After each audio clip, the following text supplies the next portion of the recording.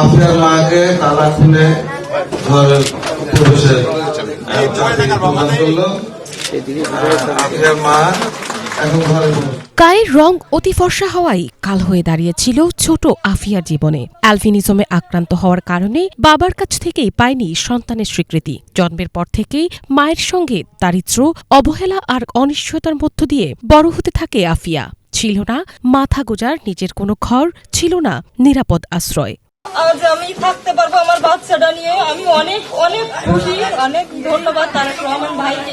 যশোরের এই অধিকার বঞ্চিত শিশুর জীবন সংগ্রামের গল্প গণমাধ্যমে উঠে আসার পর সারা দেশে আলোচনার সৃষ্টি হয়। ঠিক তখনই শিশু আফিয়া ও তার মায়ের পাশে দাঁড়ানোর প্রতিশ্রুতি দেন বিএনপির চেয়ারম্যান তারেক রহমান। আর সেই প্রতিশ্রুতির অংশ হিসেবে সোমবার আফিয়া ও তার মায়ের হাতে তুলে দেওয়া হয় নতুন ঘর। এ সময় ভার্চুয়ালি যুক্ত ছিলেন তারেক রহমানও।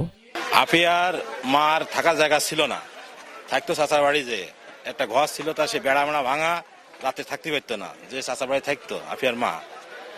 এখন এইটা তারেক জিয়া দেখে ভিডিওর মাধ্যমে, দেখার পর তারেক জিয়া এই ঘরটা তৈরি করে দিয়েছেন। এদের আছে ঘর ছিল না, এদের আছে ঘর করে দিয়েছে তারেক রহমান, তাতে আমরা খুশি। ঘর দিয়ে ভীষণ খুশি হয়েছি আমরা, এদের থাকতে দিয়েছেন, আমরা ভীষণ খুশি হয়েছি।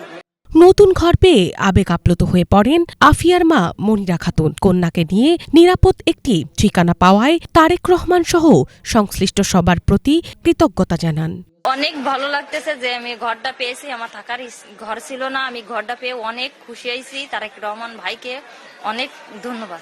একইভাবে সন্তুষ্টি প্রকাশ করেন স্থানীয় বাসিন্দা ও তৃণমূল বিএনপির নেতাকর্মীরা। তাদের মতে এমন উদ্যোগ সমাজে মানবিক রাজনীতির দৃষ্টান্ত স্থাপন করবে। মানবিক কাজ করতে পারে আমরা নিজেদেরকে ধন্য মনে করছি। এই আফিয়ার পাশে আমাদের নেতা সহ আমরা আমরণ থাকবো ইনশাআল্লাহ। মূলত যে বক্তব্য, যে নির্দেশনা আমাদের চেয়ারম্যান সাহেব তারেক রহমান দিয়ে আসছেন, তারই একটা এক্সাম্পল, প্রতিফলন এটা। বিএনপি জনগণের দল, জনগণের বিপদে পাশে থাকে, জনগণের আস্থার জায়গা হলো বিএনপি। এটার মাধ্যমে তা প্রমাণিত হয়েছে। এই ঘরটা করতে পেরে আমি একজন ক্ষুদ্র রাজনৈতিক কর্মী হিসেবে, বিএনপির একজন সদস্য হিসেবে আমি এই আবেগটা ধরে রাখতে পারছি না যে আমার নেতা অমিত ভাই নির্দেশে ঘরটা করেছি।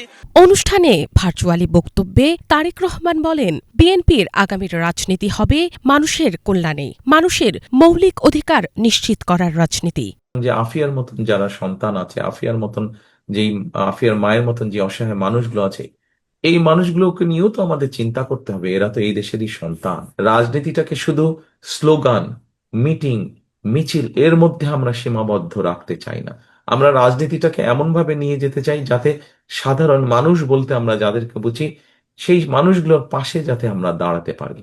তারপরে যেমন ধরেন, কি করলে মানুষের পেট ভরবে, কি করলে মানুষ ভালো থাকবে, সেই কাজগুলো আমরা শুরু করতে চাই, সেই কাজগুলো আমরা করতে চাই।